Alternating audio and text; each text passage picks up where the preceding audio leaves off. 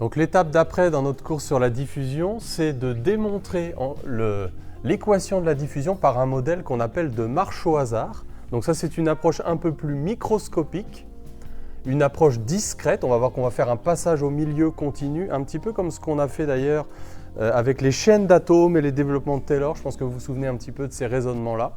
Donc quelle est l'idée? C'est ce qu'on appelle aussi la marche de l'homme ivre. Donc on imagine que, en fait, c'est par exemple des impuretés dans un cristal. Des impuretés dans un cristal, elles peuvent sauter de site en site. Hein, vous savez que dans les cristaux, voilà, il y a des sites tétraédriques, vous avez vu ça peut-être en cristallographie, suivant le. Et donc la diffusion dans les solides, ce sont typiquement des impuretés qui pourraient se diffuser.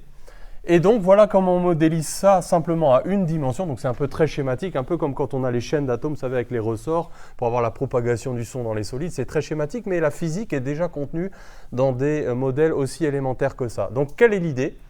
L'idée, c'est qu'à l'instant T, on a une impureté, une molécule diffusante qui se trouve sur un site en Xn est égal à Na.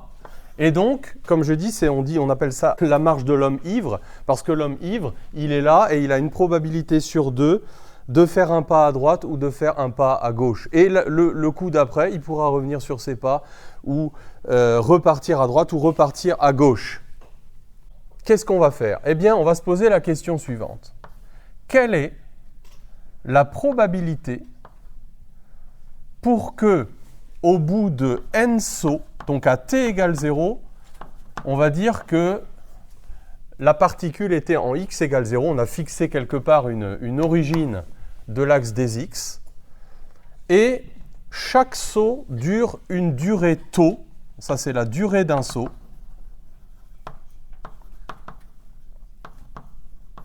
Et on va supposer que dès que la particule est sur un site, alors immédiatement, elle repasse sur un site suivant. Donc elle ne reste pas sur place, mais tau, c'est la durée du saut. Donc au bout de n sauts, la particule se trouve en xn égale à na.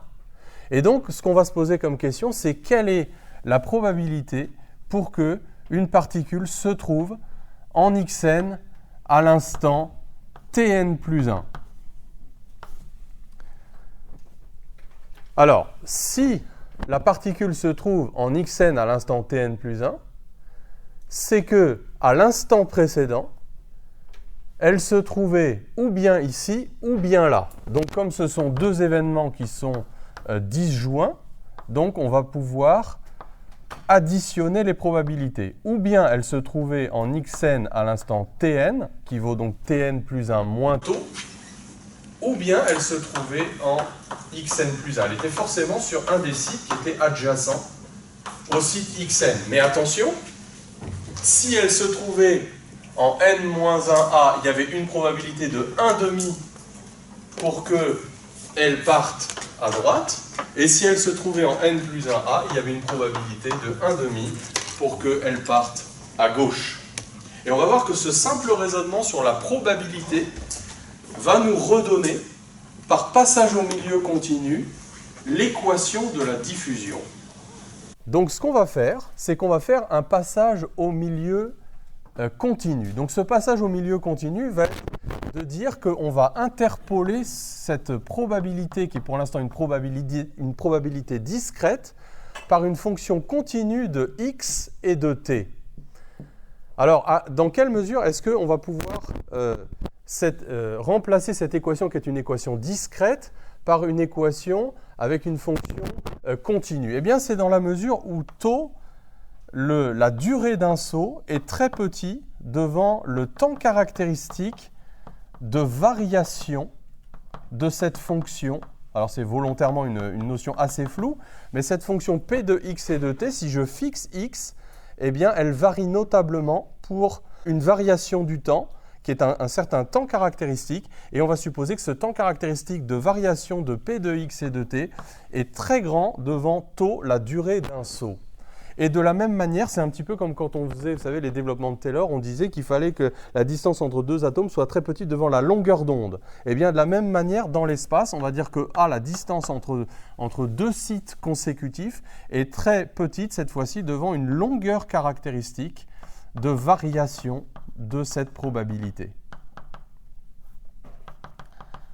Donc ça, c'est typique hein, des raisonnements sur les passages au milieu continu.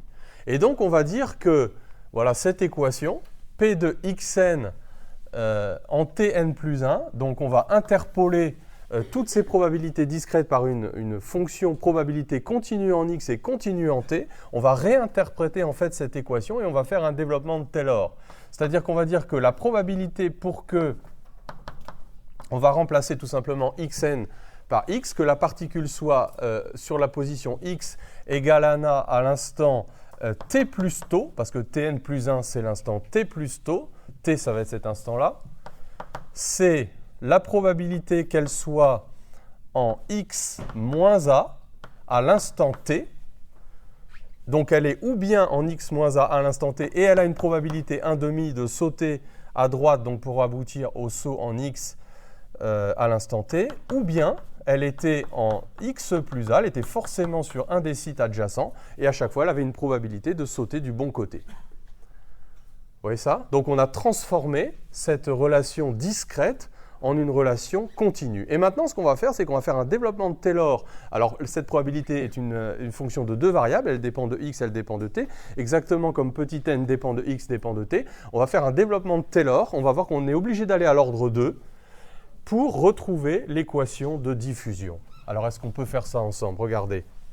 P de x plus ou moins a et de t est très peu différent de P de x et de t, plus ou moins a dp sur dx en xt, plus a carré sur 2. Alors quand on prend le terme d'ordre 2, hein, on élève plus ou moins a au carré, ça donne un terme de même signe, d2p sur dx2 en x et t. Et bon, vous savez que voilà, on va pas mettre les petits taux.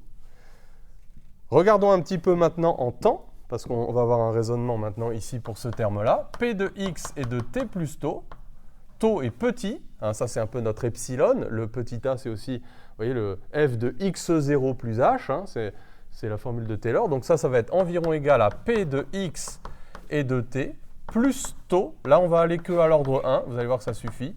dp sur dt, donc en x et t. Je prends tous ces développements et je les réinjecte ici, dans l'équation de propagation des probabilités. Et vous allez voir que ça va nous redonner l'équation de diffusion réinterprétée en termes probabilistes. C'est-à-dire qu'en fait, c'est petit p, cette probabilité, qui va vérifier l'équation de diffusion. Alors regardez ce qui va se passer. Est-ce que j'ai besoin de tout réécrire? Regardez les termes d'ordre 0. Qu'est-ce qui va leur arriver, les termes d'ordre 0? J'en ai un à gauche. Et comme j'ai 1,5 plus 1,5, je récupère à droite. Donc, ils vont se simplifier. Les termes d'ordre 1, regardez ce qui va leur arriver. Étant donné que j'avais des signes opposés ici et qui sont du même côté du signe égal, ils vont se simplifier. Donc, alors, à gauche, donc, je vais récupérer uniquement ce terme-là. Et à droite, je vais récupérer... Donc, j'ai 1,5 fois 2 fois a carré sur 2 fois d de p. On a deux fois le même terme en x et t. Mais il reste quand même 1,5. Et là, ben regardez, par ce simple raisonnement, je récupère l'équation de diffusion. Et là, qu'est-ce que je récupère? Le coefficient de diffusion interprété d'un point de vue microscopique. Vous voyez, regardez, rien que par analyse dimensionnelle, on voit que D, le coefficient de diffusion, c'était quoi? On avait vu, hein, on a lourdement insisté dans le cours, on a vu que toute la physique pratiquement est contenue dans la valeur, dans l'analyse dimensionnelle sur le coefficient de diffusion. Vous vous souvenez, on avait écrit ça comme ça. Alors le taux, ce n'était pas le même taux qu'ici. Un taux, c'était un temps caractéristique de la diffusion. Et L, c'était une distance caractéristique de la diffusion. Regardez ici, vous retrouvez cette équation avec la bonne analyse dimensionnelle sur le coefficient D. Donc ça prouve quoi? Ben, ça prouve que ce modèle de marche au hasard interpréter. Donc ça prouve qu'en fait la diffusion, bah, c'est un peu ça. Hein, c'est un peu ça la diffusion. C'est-à-dire que quand une particule est à un endroit, alors là c'est plutôt de la diffusion dans les solides, hein, parce qu'on voit que les sites sont régulièrement espacés dans l'espace, donc ce n'est pas dans un liquide ni dans un gaz. Hein, mais on voit qu'en gros, qu'est-ce que fait une particule diffusante? Ben, elle a une probabilité 1/2 d'aller dans toutes les directions de l'espace. Et au bilan, quand on utilise simplement la propagation des probabilités, on retombe sur l'équation de diffusion.